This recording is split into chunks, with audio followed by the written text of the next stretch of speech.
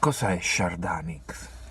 Shardanix è un collettivo di musica elettronica sperimentale, quindi è un collettivo che attraversa la semiotica della musica elettronica, è un collettivo che si interroga con diverse proposte di diversi artisti su che cosa sia oggi la musica elettronica. Chi sono gli artisti che animano Shardanix?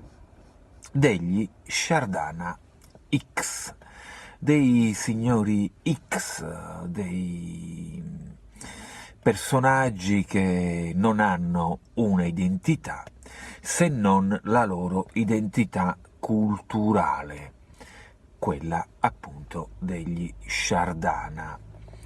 L'X ci fa pensare un pochino a Malcolm X, ma ci può anche far pensare all'X del ci metto una croce sopra. X sono dei signori nessuno, come Ulisse che acceca il Polifemo. Chi sono questi Shardana X? Shardana X ci può anche fare pensare a come gli Shardana sappiano già qual è il loro futuro e il loro destino, sappiano già qual è la loro storia già scritta, ossia quella di essere degli artisti sommersi, degli artisti senza identità, degli artisti al di fuori del mainstream. È ragion per cui perché manifestare un'identità quando poi sai che c'è tutto un intero sistema di marketing artistico e culturale pronto a negare questa identità e a disconoscerlo? Quindi Shardanix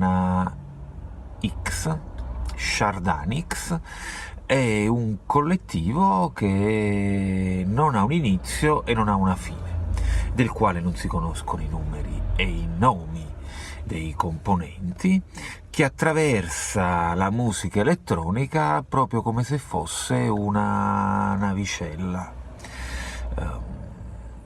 Da buon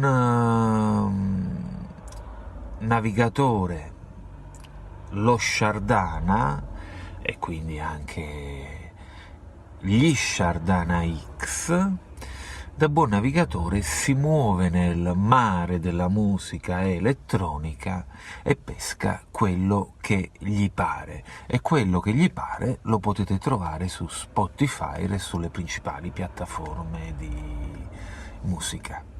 Shardanix, figata elettrogalattica.